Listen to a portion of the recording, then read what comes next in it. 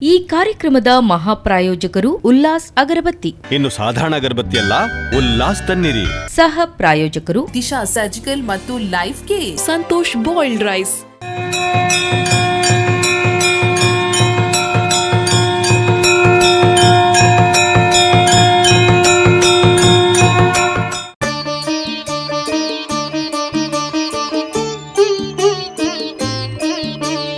ಆನೆಗುಡ್ಡೆ ಗಣಪಗೆ ಚೌತಿಯ ದಿನದಲ್ಲಿ ರಂಗಪೂಜೆ ಮಾಡೋಣ. ಕುಂಬಾಶಿ ಗಣಪಗೆ ಕೈ ಮುಗಿದು ವಂದಿಸಿ ವರವನ್ನು ಬೇಡೋಣ.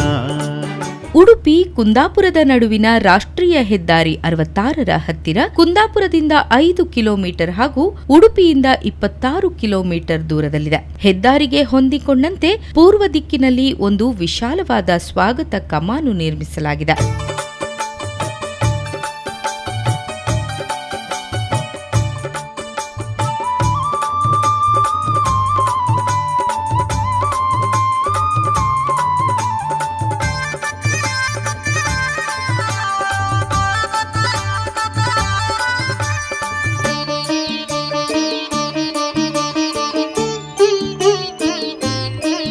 ಆನೆಗುಡ್ಡೆ ವಿನಾಯಕ ದೇವಸ್ಥಾನ ಐತಿಹಾಸಿಕ ಹಾಗೂ ಚಾರಿತ್ರಿಕ ಹಿನ್ನೆಲೆಯನ್ನು ಹೊಂದಿದೆ. ಇಲ್ಲಿಗೆ ರಾಜ್ಯದ ವಿವಿಧ ಭಾಗಗಳಿಂದ, ದೇಶದ ಅನೇಕ ಭಾಗಗಳಿಂದ ಪ್ರತಿದಿನ ಸಾವಿರಾರು ಸಂಖ್ಯೆಯಲ್ಲಿ ಭಕ್ತರು ಆಗಮಿಸುತ್ತಾರೆ. ಆನೆಗುಡ್ಡೆ ಗಣಪಗೆ ಚೌತಿಯ ದಿನದಲ್ಲಿ ರಂಗಪೂಜೆ ಮಾಡೋಣ. ಕುಂಬಾಶಿ ಗಣಪಗೆ ಕೈ ಮುಗಿದು ವಂದಿಸಿ ವರವನ್ನು ಬೇಡೋಣ. ಆನೆಗುಡ್ಡೆ ಗಣಪಗೆ ಚೌತಿಯ ದಿನದಲ್ಲಿ ರಂಗಪೂಜೆ ಮಾಡೋಣ. ಕುಂಬಾಶಿ ಗಣಪಗೆ ಕೈ ಮುಗಿದು ವಂದಿಸಿ ವರವನ್ನು ಬೇಡೋಣ. ದಕ್ಷಿಣ ಕನ್ನಡ ಜಿಲ್ಲೆಯ ಉಡುಪಿ, ಸುಬ್ರಹ್ಮಣ್ಯ, ಕುಂಭಾಸಿ, ಕೋಟೇಶ್ವರ, ಶಂಕರನಾರಾಯಣ, ಕೊಲ್ಲೂರು ಹಾಗೂ ಗೋಕರ್ಣ ಇವುಗಳು ಪವಿತ್ರ ಸಪ್ತ ಕ್ಷೇತ್ರಗಳಾಗಿವೆ. ಈ ಪೈಕಿ ಪರಶುರಾಮನು ಶುಕ್ತಿಮತಿ ನದಿ ತೀರದ ಕ್ರೋಢ ಮಹರ್ಷಿಯ ಆಶ್ರಮದ ಸಮೀಪ ಶಂಕರನಾರಾಯಣರನ್ನು, ಕೋಟೇಶ್ವರದ ವೇಲಾವನದಲ್ಲಿ ಧ್ವಜೇಶ್ವರವನ್ನು ಸ್ಥಾಪಿಸಿ ಈ ಕ್ಷೇತ್ರದಲ್ಲಿ 2 ಮಂದಿರಗಳನ್ನು ನಿರ್ಮಿಸಿ ಹರಿಹರರನ್ನು ಪ್ರತಿಷ್ಠಾಪಿಸಿದ ಕಾರಣ ಈ ಕ್ಷೇತ್ರವನ್ನು ಹರಿಹರ ಕ್ಷೇತ್ರವೆಂದು ಕರೆಯಲಾಗುತ್ತದೆ. ಪಾರ್ವತಿಯ ಮುದ್ದು ಕಂದ ಪರಮ ಪವಿತ್ರನ ಕಣ್ಣಾರೆ ನೋಡೋಣ. ಗುಡಿಯ ಸುತ್ತ ಸುತ್ತಿಕೊಂಡು ಲಕ್ಷ ದೀಪ ಹಚ್ಚಿಕೊಂಡು ಗಣನಾಥನ ನೆನೆವ. ಆನೆಗುಡ್ಡೆ ಗಣಪಗೆ ಚೌತಿಯ ದಿನದಲ್ಲಿ ರಂಗಪೂಜೆ ಮಾಡೋಣ. ಆನೆಗುಡ್ಡೆ ಶ್ರೀ ವಿನಾಯಕ ದೇವಸ್ಥಾನ ಕುಂಬಾಶಿ ಮಹಾಗಣಪತಿಯು ನೆಲೆ ನಿಂತಿರುವ ಪವಿತ್ರ ಸ್ಥಳ. ಸಪ್ತಕ್ಷೇತ್ರಗಳಿಗೆ ಒಂದಾದ ಕುಂಬಾಶಿ ಇದು ಈ ಕ್ಷೇತ್ರದಲ್ಲಿ ಹರಿಹರರ ಸಾನ್ನಿಧ್ಯವು ಇಲ್ಲಿಂದ ಕೆಲವೇ ದೂರದಲ್ಲಿ 90 ಮೆಟ್ಟಲು ಕೆಳಗಡೆ ಒಂದಾದ ಕುಂಬಾಶಿ ಕ್ಷೇತ್ರ ಇದೆ. ಅಲ್ಲಿಂದ ಮೇಲ್ಗಡೆ ಈ ನಮ್ಮ ಆನೆಗುಡ್ಡೆ ಎನ್ನುವ ಮಹಾಗಣಪತಿಯು ಸ್ವಯಂಭೂವಾಗಿ ನೆಲೆ ನಿಂತಿರುವ ಒಂದು ಪವಿತ್ರವಾದ ಸ್ಥಳ. ಈ ನಮ್ಮ ಆನೆಗುಡ್ಡೆ ದೇವಸ್ಥಾನವು ಉಪಾಧ್ಯಾಯ ಕುಟುಂಬಕ್ಕೆ ಸಂಬಂಧಿಸಿದಂಥ ಒಂದು ವ್ಯವಸ್ಥೆಯಲ್ಲಿ ಬಂದಿದೆ. ಮಹಾಗಣಪತಿಯ ಪೂಜೆಯ ಆಡಳಿತವೂ ಅರ್ಚಕತನವು 2 ಉಪಾಧ್ಯಾಯ ಕುಟುಂಬದವರೇ ನೆರವೇರಿಸಿಕೊಂಡು ಅನೂಚಾನವಾಗಿ ಇಂದಿನವರೆಗೂ ಹಿರಿತನದಲ್ಲಿ ನಮ್ಮ ಒಂದು ಈ ವ್ಯವಸ್ಥೆಯು ಹೆರಿಡಿಟ್ರಿ ವ್ಯವಸ್ಥೆ. ಅಂದರೆ ನಮ್ಮ ಈ ವ್ಯವಸ್ಥೆಯು ಆನುವಂಶಿಕವಾಗಿ ನಡೆದುಕೊಂಡು ಅನೂಚಾನವಾಗಿಯೂ ಪರಂಪರೆಯಿಂದ ಬಂದಂಥದ್ದು. ಮೊದಲು ಆನುವಂಶಿಕವಾಗಿಯೂ ಆಡಳಿತವು ಪೂಜೆಯು ನೆರವೇರುತ್ತಿತ್ತು. ಮಧ್ಯದಲ್ಲಿ ಸರ್ಕಾರದ ಒಂದು ಹಸ್ತಕ್ಷೇಪದಿಂದ ಇದು ಹಿಂದೂ ಧಾರ್ಮಿಕ ದತ್ತಿಗೆ ಸೇರಲ್ಪಟ್ಟು ನಂತರದಲ್ಲಿ ನಮ್ಮ ಒಂದು ನ್ಯಾಯಾಲಯದ ತೀರ್ಪಿನಿಂದಾಗಿ ಈಗ ಪುನಃ ಆನುವಂಶಿಕ ಅರ್ಚಕತನದಲ್ಲಿ ಉಪಾಧ್ಯಾಯ ಕುಟುಂಬಕ್ಕೆ ಪಂಗಡ ದೇವಸ್ಥಾನವಾಗಿ ಮಾರ್ಪಟ್ಟು ಈಗ ನಮ್ಮಲ್ಲಿ ಉಪಾಧ್ಯಾಯ ಪರಂಪರೆಯೇ ನಡೆಸಿಕೊಂಡು ಬರ್ತಾ ಇದೆ. ನಮ್ಮಲ್ಲಿ 3 ಮನೆತನದವರು ಆಡಳಿತದಲ್ಲಿದ್ದು ಉಳಿದ ಎಲ್ಲ ಮನೆತನದವರು ಉಪಾಧ್ಯಾಯ ಕುಟುಂಬದಲ್ಲಿರುವವರು ಅರ್ಚಕತನದಲ್ಲಿದ್ದಾರೆ. ಈ ಒಂದು ಆಡಳಿತದ ವಿಭಾಗದಲ್ಲಿರುವ 3 ಮನೆತನದವರು ಹಿರಿಯತನದಿಂದ ಹಿರಿಯತನ ಅಂದರೆ ಹಿರಿಯ ಮಗನಿಂದ ಹಿರಿಯ ಮಗನಾಗಿ ಅವರೇ ಬಂದು ಆಡಳಿತ ನಡೆಸ್ತಾ ಇದ್ದಾರೆ. ಮುಂದೆಯೂ ಇದೇ ರೀತಿ ಕೋರ್ಟಿನ ಒಂದು ಆಜ್ಞೆಯಂತೆ ಮುಂದುವರಿಯುತ್ತಾ ಇದೆ. ಆಡಳಿತ ವಿಭಾಗದಲ್ಲಿ ಈಗ ನಾವು ಪ್ರಸ್ತುತದಲ್ಲಿ ಶ್ರೀರಮಣ ಉಪಾಧ್ಯಾಯ, ಸೂರ್ಯನಾರಾಯಣ ಉಪಾಧ್ಯಾಯ ಹಾಗೂ ವಿಠಲ ಉಪಾಧ್ಯಾಯರನ್ನವರು ಆಡಳಿತ ಇದ್ದಾರೆ. ಅರ್ಚಕತನದಲ್ಲಿ ವರ್ಷವೂ ಬದಲಾಗ್ತಾ ಇದೆ. ಈಗ ಸದ್ಯ ದೇವಿದಾಸ ಉಪಾಧ್ಯಾಯರ ಪೂಜೆ ನಡೀತಾ ಇದೆ. ಜೂನ್ 15ರಿಂದ ಜೂನ್ 15ರವರೆಗೆ ನಮ್ಮ ಈ ಅರ್ಚಕತನದಲ್ಲಿ ಮುಂದುವರಿತಾ ಇದೆ. ವರ್ಷಕ್ಕೊಮ್ಮೆಯಂತೆ ಸರದಿಯಂತೆ ಇದೆ. ಆಡಳಿತ ವಿಭಾಗದಲ್ಲಿ ಮನೆತನದಿಂದ ಮನೆತನಕ್ಕೆ ಹಾಗೆ ಬರ್ತಾ ಇದೆ. ಆಡಳಿತ ವಿಭಾಗದಲ್ಲಿ ಹಿಂದೆ ಎಲ್ಲ ಇದ್ದ ಹಿರಿಯರು ನಮ್ಮ ಈ ವ್ಯವಸ್ಥೆಯನ್ನು ಅನೂಚಾನವಾಗಿ ಸಂಪ್ರದಾಯಬದ್ಧವಾಗಿ ಸಂಪ್ರದಾಯದಂತೆ ವಿಶೇಷವಾಗಿ ಜನರ ಒಂದು ಶ್ರೇಯಸ್ಸು, ಜನರ ಒಂದು ಒಳಿತು, ಭಕ್ತ ಜನರಿಗೆ ಒಂದು ಬೇಕಾದ ಒಂದು ವ್ಯವಸ್ಥೆಯಾಗುವಲ್ಲಿ ಅಹರ್ನಿಶಿ ದುಡಿದು ಈಗ ಇಂತಹ ಒಂದು ಪವಿತ್ರವಾದ ಈ ಕ್ಷೇತ್ರದಲ್ಲಿ ಈ ಒಂದು ಸುವ್ಯವಸ್ಥೆಯನ್ನು ಕಾಣಬಹುದಾಗಿದೆ. ಇನ್ನೂ ಹೆಚ್ಚಿನ ಒಂದು ಅಭಿವೃದ್ಧಿ ಹಾಗೂ ನಡೆಯಬೇಕಾದಂಥ ಯೋಜನೆಗಳು ನಮ್ಮ ಮುಂದೆ ಬೇಕಾದಷ್ಟು ಇದ್ದರೂ ಭಕ್ತಜನರ ಒಂದು ಸಹಕಾರದಿಂದ ಒಂದೊಂದಾಗಿ ಈಗ ನೆರವೇರ್ತಾ ಇದೆ.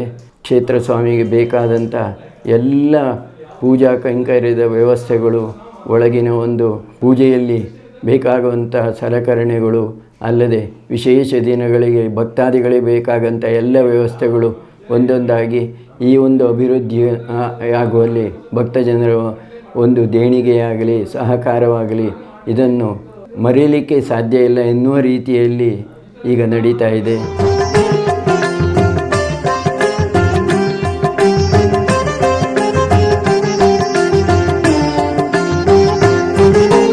ಮೂರು ಲೋಕವು ನಿನ್ನ ಲೀಲೆಯ ಪೊಗಳಿ ಪಾಡಿದೆ, ಮೂರು ಲೋಕವು ನಿನ್ನ ಲೀಲೆಯ ಪೊಗಳಿ ಪಾಡಿದೆ. ನಿನ್ನ ನಿತ್ಯವೂ ಪೂಜಿಸುತ್ತ ಹರುಷವ ಹೊಂದಿದೆ, ನಿನ್ನ ನಿತ್ಯವೂ ಪೂಜಿಸುತ್ತ ಹರುಷವ ಹೊಂದಿದೆ. ಈಗ ಪ್ರಸ್ತುತದಲ್ಲಿ ಆಡಳಿತ ವಿಭಾಗದ ಯೋಜನೆಗಳಾದ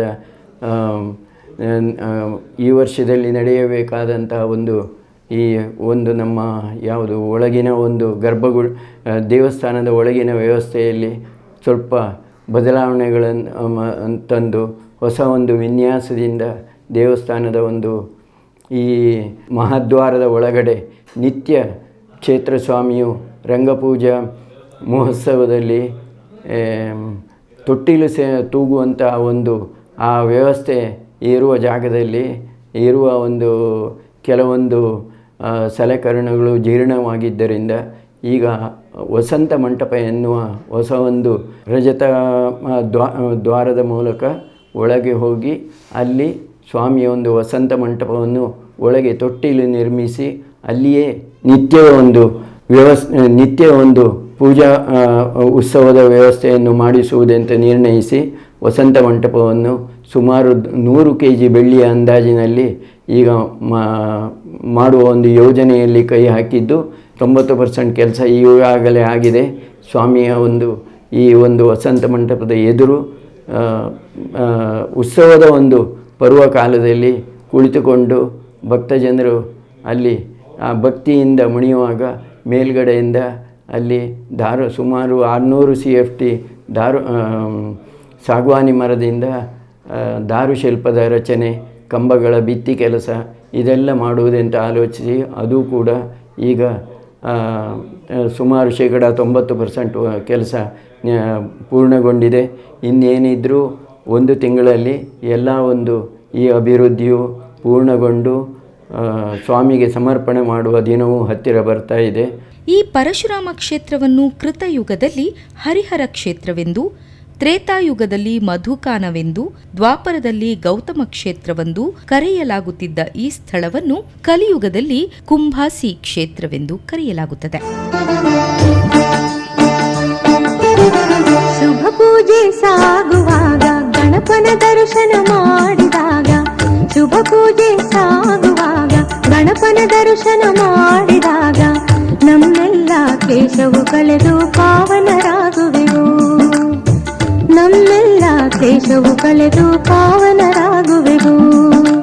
ಬನ್ನಿರಿ ಒಂದಾಗಿ ಗುಡ್ಡಕ್ಕೆ ಹೋಗೋಣ, ಆನೆ ಗುಡ್ಡದಲ್ಲಿ ಗಣಪನ ಭಜಿಸೋಣ.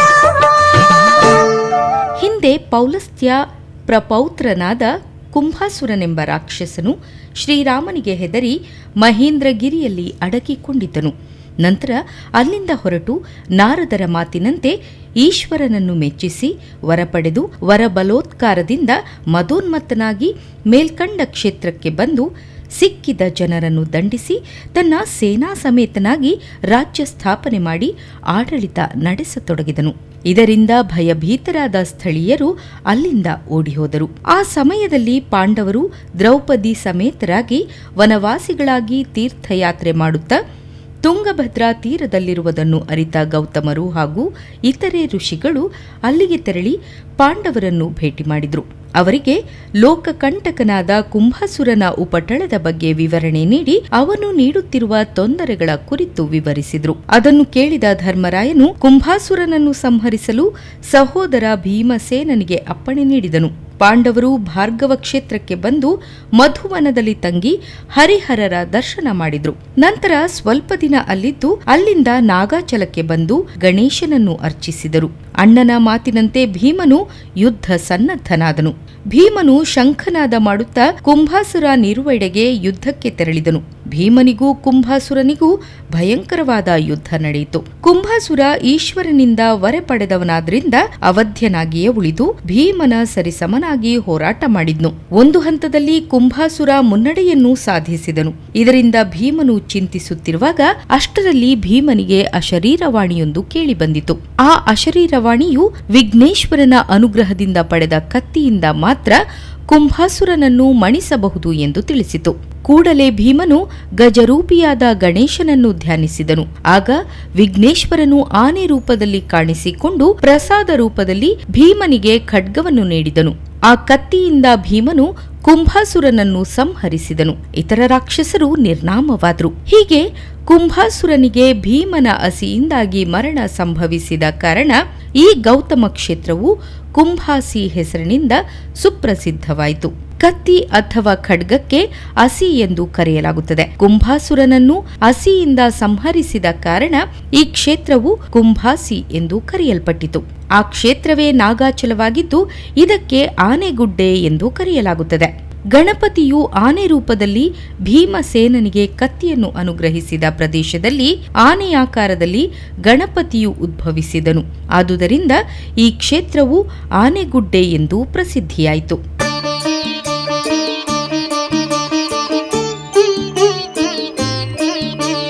ಆನೆಗುಡ್ಡೆ ಗಣಪಗೆ ಚೌತಿಯ ದಿನದಲ್ಲಿ ರಂಗಪೂಜೆ ಮಾಡೋಣ. ಕುಂಭಾಶಿ ಗಣಪಗೆ ಕೈ ಮುಗಿದು ವಂದಿಸಿ ವರವನ್ನು ಬೇಡೋಣ.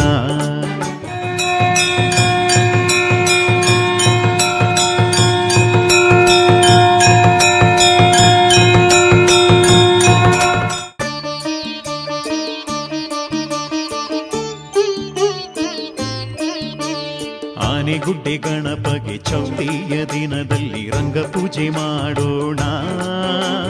ಕುಂಭಾಶಿ ಗಣಪಗೆ ಕೈ ಮುಗಿದು ವಂದಿಸಿ ವರವನ್ನು ಬೇಡೋಣ.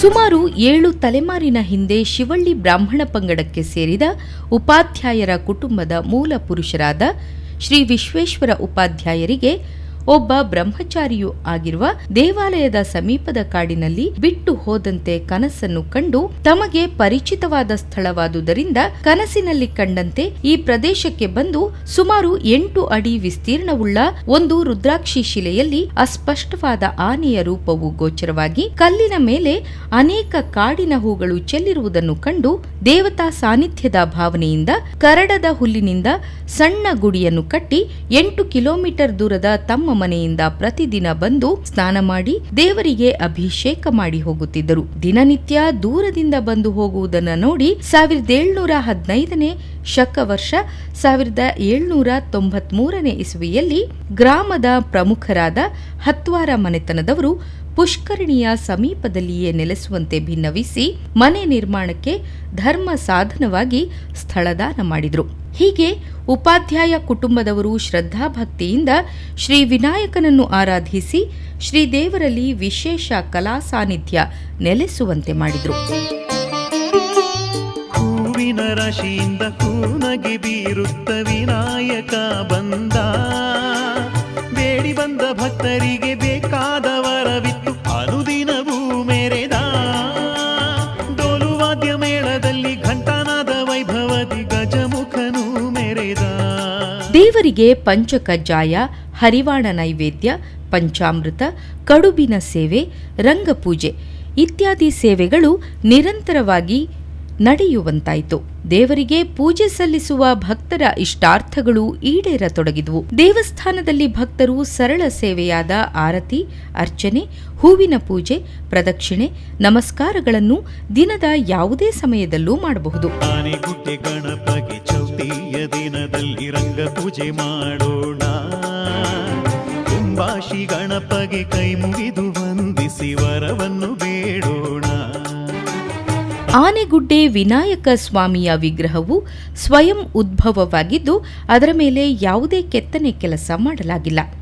ಆದರೆ ಇಂದು ನಾವು ಪ್ರತಿದಿನ ಕಾಣುವ ಬೆಳ್ಳಿಯ ಮುಖವಾಡ ಹಾಗೂ ವಿಶೇಷ ಸಂದರ್ಭಗಳಲ್ಲಿ ಧರಿಸಲಾಗುವ ಚಿನ್ನದ ಮುಖವಾಡವನ್ನ ಕಾಣುತ್ತೇವೆ. ಮೂಲ ಶಿಲೆಯನ್ನು ಮೂಲಬಿಂಬ ಎಂದು ಕರೆಯಲಾಗುತ್ತದೆ. ಅದು ನಿರಾಕಾರ ಮೂರ್ತಿಯಾಗಿದೆ. ಇದಕ್ಕೆ ಕೃತಕವಾಗಿಯಾಗಲಿ ನೈಸರ್ಗಿಕವಾಗಿಯಾಗಲಿ ಕೆತ್ತನೆ ಕೆಲಸವಾಗಿರೋದಿಲ್ಲ. ಆದರೆ ವಿಗ್ರಹದಲ್ಲಿ ಮಸುಕಾದ ಆನೆಯ ಸೊಂಡಿಲು ಮಾತ್ರ ಕಂಡುಬರುತ್ತದೆ. ಈ ಮೂಲ ಬಿಂಬವನ್ನು ಭಕ್ತರು ಪ್ರತಿದಿನ 2 ಬಾರಿ ವೀಕ್ಷಿಸಬಹುದಾಗಿದೆ. ಬೆಳಿಗ್ಗೆ ನಿರ್ಮಾಲ್ಯ ಪೂಜೆಯಾಗುವಾಗ ಹಾಗೂ ಮಧ್ಯಾಹ್ನ ಮಹಾಪೂಜೆಗೆ ಮುಂಚೆ ಅಭಿಷೇಕ ನಡೆಯುವಾಗ ವೀಕ್ಷಿಸಬಹುದು. ಮೂಲಬಿಂಬಕ್ಕೆ ಅಭಿಷೇಕ ನೆರವೇರುವುದನ್ನು ನೋಡುವುದು ವಿಶೇಷ ರೋಮಾಂಚಕ ಅನುಭವ ನೀಡುತ್ತದೆ. ಭಕ್ತಾದಿಗಳು ಈ ಮೂಲಬಿಂಬವನ್ನು ಶ್ರದ್ಧಾ ಭಕ್ತಿಯಿಂದ ವೀಕ್ಷಿಸುತ್ತಾರೆ.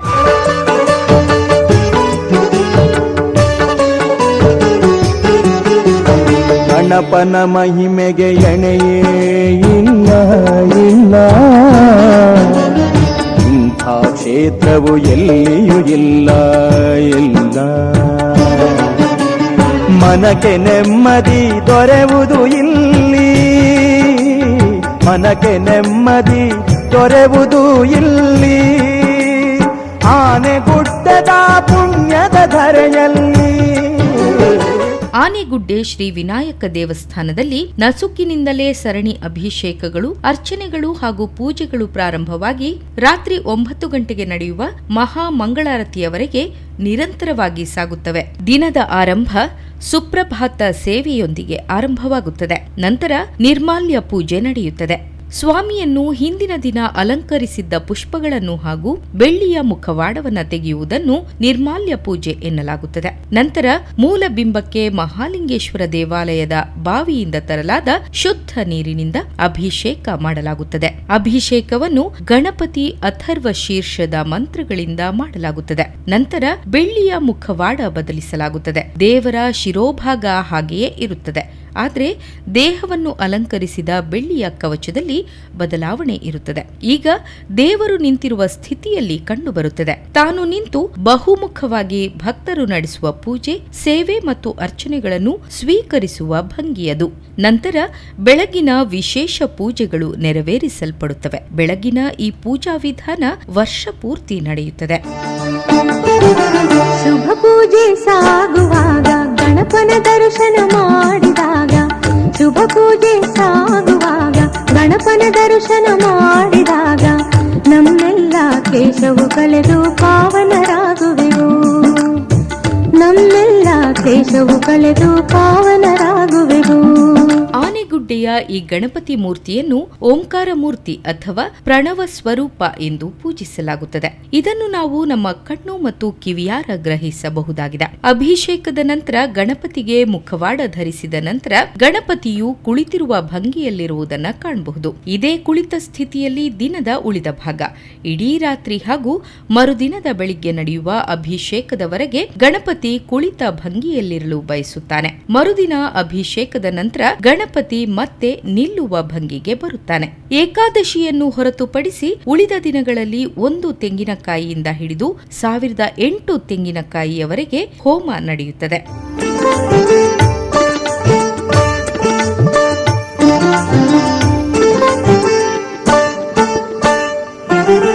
ಗರಿಗೆ ಪುಷ್ಪ ಫಲವ ತನ್ನಿ, ಗಜಮುಖನ ಒಲಿಸಲು ಬನ್ನಿ, ನಿಮ್ಮ ಕೋರಿಕೆಯ ಕ್ಷಣದಲ್ಲಿ ಸಲ್ಲಿಸಿ ಪೊರೆಯುವನು ಗಣತೇಜ. ಇಲ್ಲಿ ಗಣಹೋಮವನ್ನಲ್ಲದೆ ಭಕ್ತಾದಿಗಳು ಗಣಪತಿಗೆ ವಿವಿಧ ಸೇವೆಗಳನ್ನು ಸಲ್ಲಿಸಬಹುದಾಗಿದೆ. ಅವುಗಳಲ್ಲಿ ಸರಳವಾದ ಆರತಿ ಮತ್ತು ಅರ್ಚನೆಯಲ್ಲದೆ ಸತ್ಯ ಗಣಪತಿ ವ್ರತ, ರಂಗಪೂಜೆ, ಮಹಾಪೂಜೆ ಮೊದಲಾದವುಗಳನ್ನು ಸಹ ನೆರವೇರಿಸಬಹುದು.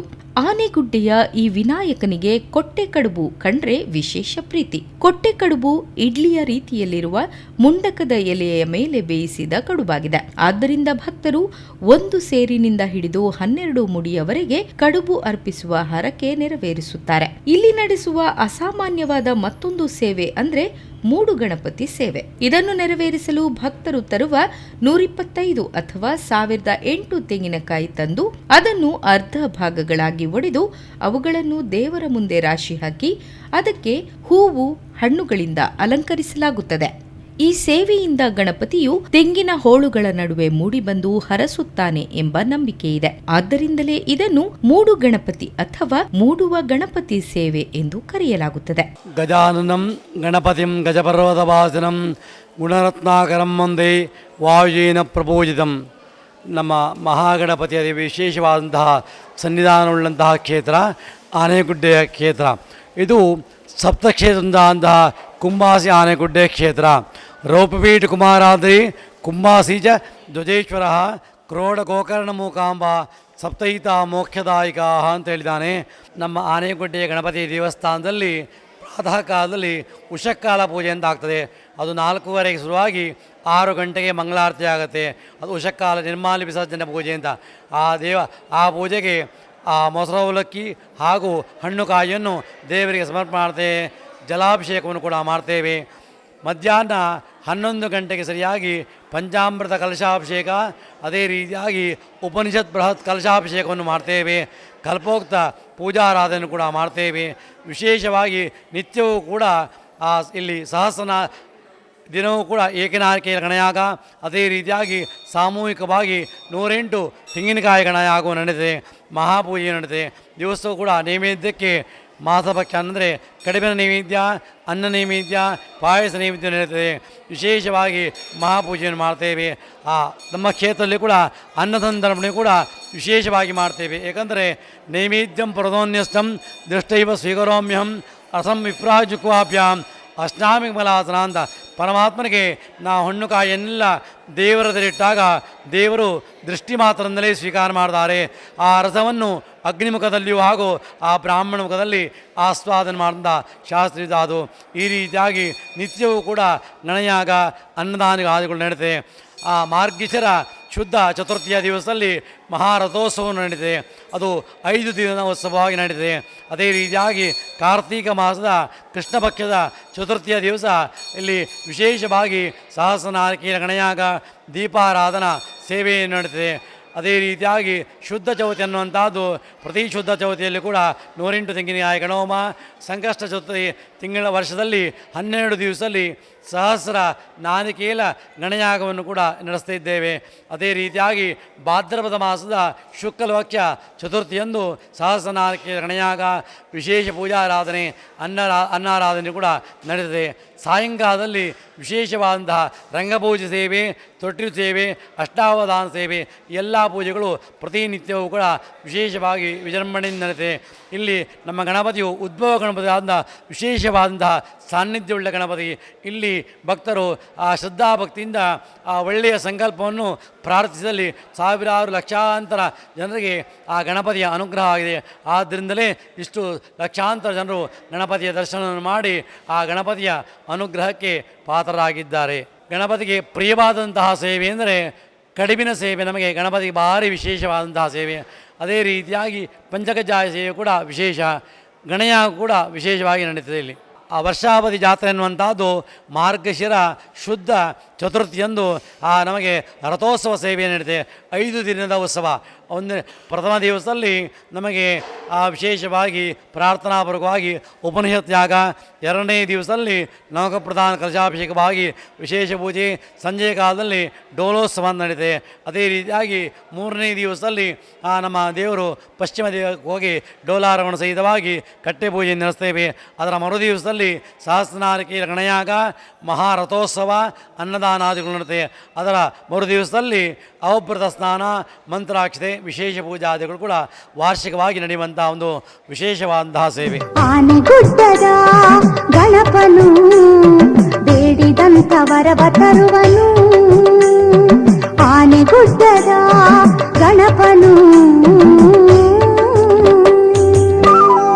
ವಾರದಲ್ಲಿ ಭಾನುವಾರ, ಮಂಗಳವಾರ, ಶುಕ್ರವಾರಗಳಂದು ಹಾಗೂ ಸಂಕ್ರಮಣ, ಸಂಕಷ್ಟಹರ ಚತುರ್ಥಿ, ಗಣೇಶ ಚತುರ್ಥಿ ದಿನಗಳಲ್ಲಿ ಅಧಿಕ ಸಂಖ್ಯೆಯಲ್ಲಿ ಭಕ್ತರು ದೇವರ ದರ್ಶನಕ್ಕೆ ಆಗಮಿಸುತ್ತಾರೆ. ಪ್ರತಿ ಸಂಕಷ್ಟಹರ ಚತುರ್ಥಿಯಂದು ದೇವಾಲಯದ ವತಿಯಿಂದ ಅಷ್ಟೋತ್ತರ ಸಹಸ್ರನಾರಿಕೇಳ ಗಣಯಾಗ ಜರುಗುತ್ತದೆ.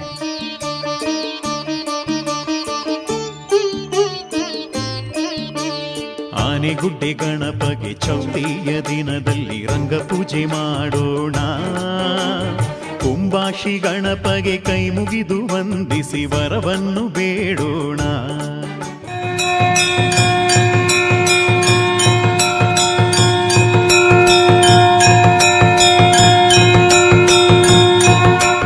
ಈ ಕಾರ್ಯಕ್ರಮದ ಮಹಾಪ್ರಾಯೋಜಕರು ಉಲ್ಲಾಸ್ ಅಗರಬತ್ತಿ. ಇನ್ನು ಸಾಧಾರಣ ಅಗರಬತ್ತಿ ಅಲ್ಲ, ಉಲ್ಲಾಸ್ ತನ್ನಿರಿ. ಸಹ ಪ್ರಾಯೋಜಕರು ದಿಶಾ ಸರ್ಜಿಕಲ್ ಮತ್ತು life care. Santosh rice mills ರವರ 2 ಸ್ಟಾರ್ ಮತ್ತು ಸಂತೋಷ್ ಬಾಯ್ಲ್ಡ್ ರೈಸ್.